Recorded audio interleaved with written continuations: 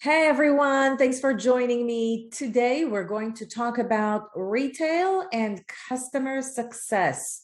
Is there such a thing, customer success in retail, and why do so many are moving sometimes from retail to customer success very successfully? I just really wanted to explore that, and I have invited, I think, the perfect person to delve into what are the parallel skills in retail that translates so well to a customer success manager, and what kind of customer success methodologies do we already see emerging as proactive CS versus a reactive CX in retail. And so I invited Jennifer Yoder, who has been a general manager at Versace, store director with customer success focus at Etro, and then a general manager at Prada. And so isn't that exciting? All these amazing brands. Stay tuned. We're going to start right away.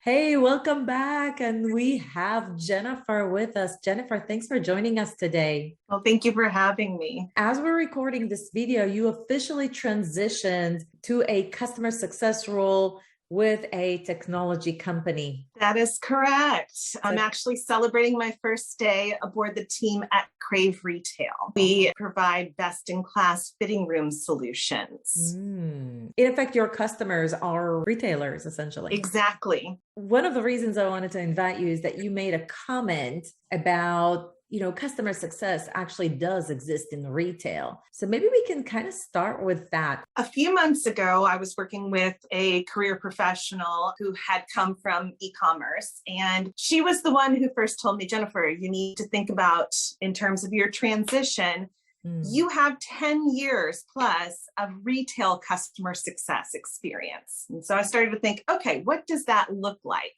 And then I started to really be able to look for parallels between the retail vertical and SaaS. And then thinking more and more about how SaaS companies could really leverage some of the amazing soft skills that come out of luxury and heritage retail in particular, from retail leaders. So for me, it was thinking, okay, what does this look like when you're doing it in a different vertical? There's some skills that are transferable from luxury retail to high-touch customer success.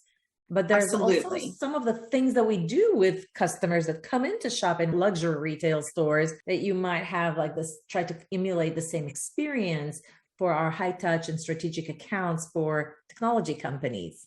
Absolutely. I think in one area where there is almost a direct correlation, especially in luxury and heritage brands, is the retail clienteling models that a lot of brands have as part of their core identity. And thus their teams are utilizing on a daily basis and honing those skills day after day after day. And if you compare that to a discovery model in SaaS, as you're sitting with clients and really trying to discover what are their underlying needs, what is the cost to them if they do nothing, where is their journey going, there's really almost a one-for-one comparison to be made. You just take out apparel and footwear and leather goods and then insert software. Just like if you were to move from Versace to Prada or vice versa, you will need to learn the line, the different. Absolutely. Right? In luxury and heritage retail, you have professionals that are passionate subject matter experts, and they have to constantly re-up their knowledge on the expanding line of products that they offer, much like you do in SaaS. And again, in those situations, experience that you're having in store is tied back to the product.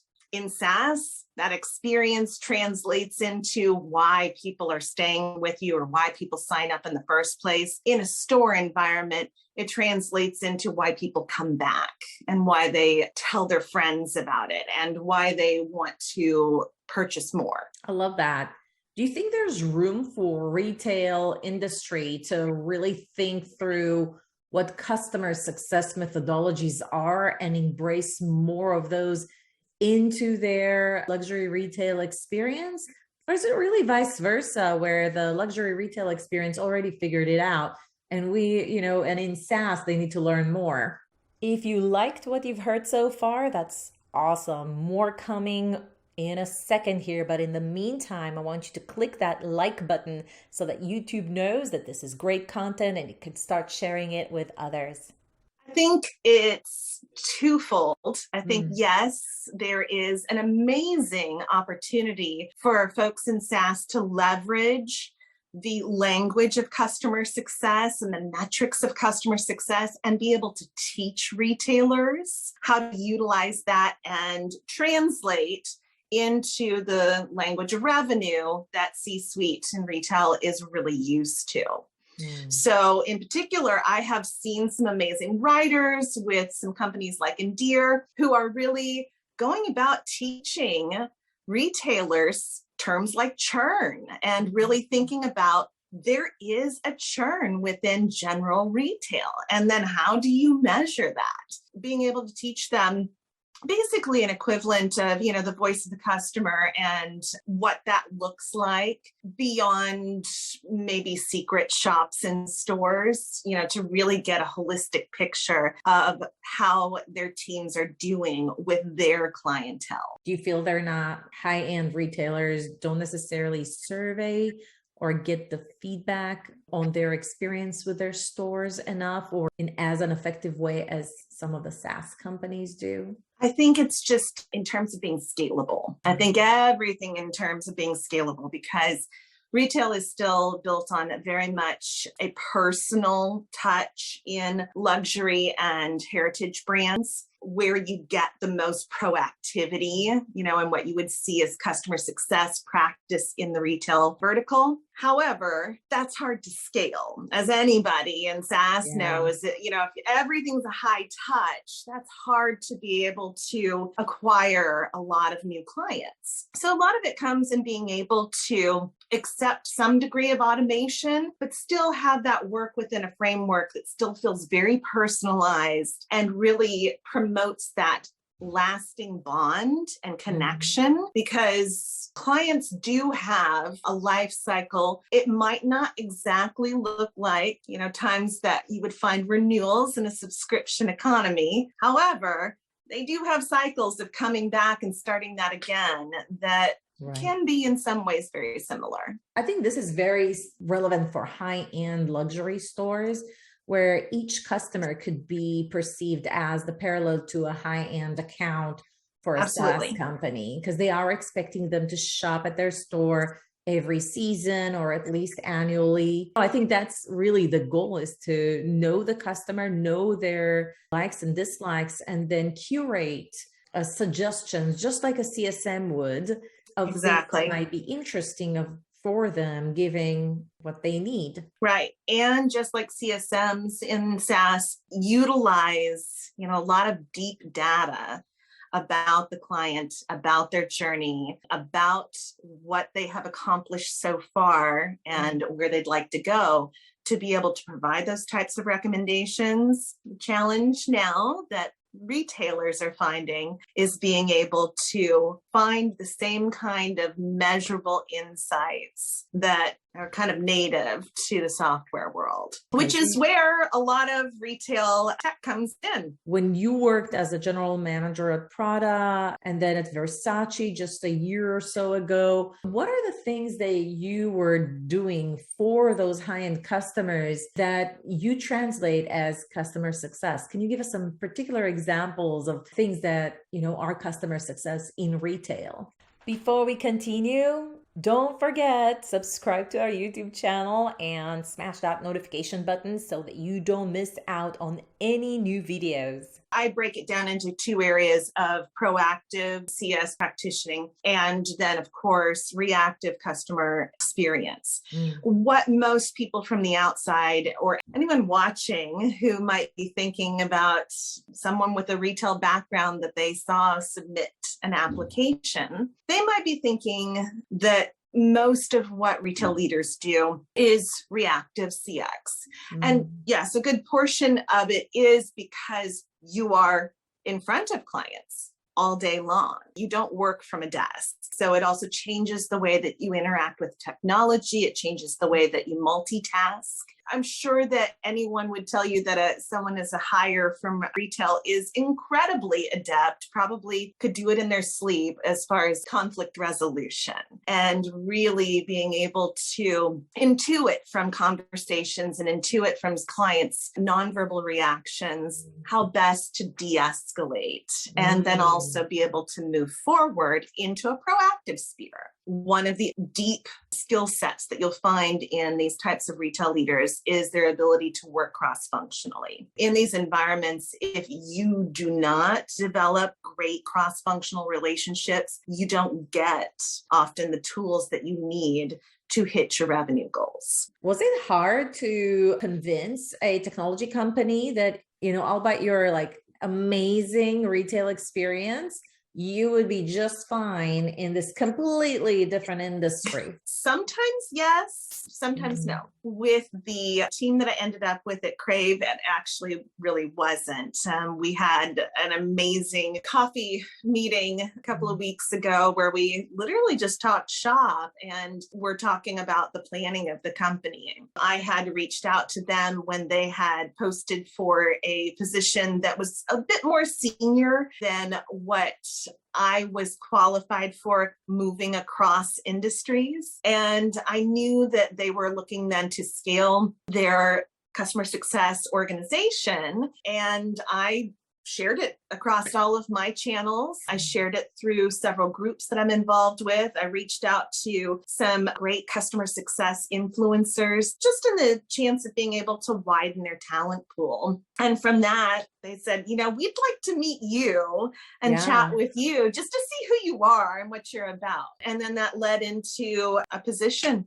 If somebody's watching and they want to move from, retail, whether they're general managers or they own some high touch clienteles, and they want to make the leap into the technology world as a customer success manager, what do you recommend? What resources, what communities? My advice for anyone who is looking to transition from being in an in-store role in retail to being in a more virtual role in SaaS is to think about learning in two areas. First, learning about customer success as a discipline. There are going to be a lot of overlaps, you'll notice, as I said, in terms of reactive customer experience, but also in terms of proactive clientele development and scaled communications. But there's still going to be a lot of concepts that you will be learning for the first time. How do they do that? Where did you learn? What did you do? Did you go to some, obviously you watched my videos, but what else? Yes. Were you like specific? Yeah, I did some courses that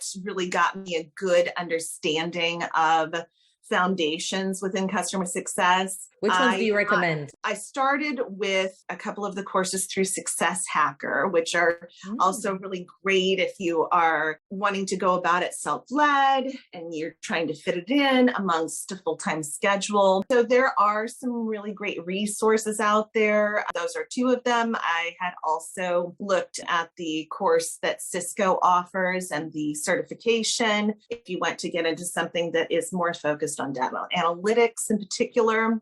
You mentioned they should learn a few tools because when you're in store, you don't really have as much access to productivity tools. What are some of the tools that you feel like if you had to do it again, you would take a class or watch some YouTube videos about this or that tool? If you're part of a company that has their own internal CRM that's bespoke or is not necessarily based on Salesforce, Salesforce has a great learning ground in Trailhead where you can meet and talk to other folks. And there are trails that go into different disciplines within the SaaS world. Beyond that, for me personally, I would definitely leverage my corporate email to sign up for Tableau, because being able to use their free tool and take insights from, say, an Excel document, and then being able to create new visual representations of that you can then leverage in front of your directors to be able to get what you need, that could be a game changer. I would say also, so much of retail is built on Microsoft Office. I would also recommend getting used to the whole Google suite of products and how it compares and contrasts, to Microsoft Office. By the way, I agree. I think in Google Suite, I would recommend really getting familiar with Google Slides, because as a CSM, you will need to present to other customers. And if you are going to work for a SaaS company versus a technology company that has a lot of on-prem software, you will probably use Google Slides. So Google Slides, Google Worksheets, learn a few predominant formulas within Google Sheets. There's plenty of YouTube videos out there to just get familiar. And the rest will just follow. Maybe get familiar with what is DocSend, PandaDoc, I don't know, Loom videos, just so you have some technology, like advanced, maybe not advanced, but more modernized productivity tools, if you will. Yeah. Right. Absolutely. For those of you who are watching and want to learn more about retail customer success, one of the books that I recommend reading is Hug Your Customers. It's a bestseller book by Jack Mitchell. I think he's the owner of Wilkes Bashford. So there you go. You can't get more high end than that. And then, of course, listen to this video a couple of times. Jennifer just laid it out like nobody's business. Thank you, Jennifer. You shared a lot your insights around what is customer success in retail and why it makes a lot of sense to pull out of retail into SaaS companies or software companies where the industry that they serve is retail. So anybody that does e-commerce or work with retailers, really makes sense for a software company like that to pull talent from those who actually worked in store or in e-commerce. And everything you said was very thoughtful, and you had great tips on how to make that transition, tools you need to learn, resources you can leverage, classes you can take. So thank you so much for all of that. Guys, if you enjoyed this video, go ahead and press the like button, subscribe to our YouTube channel, and I'll see you at the next video.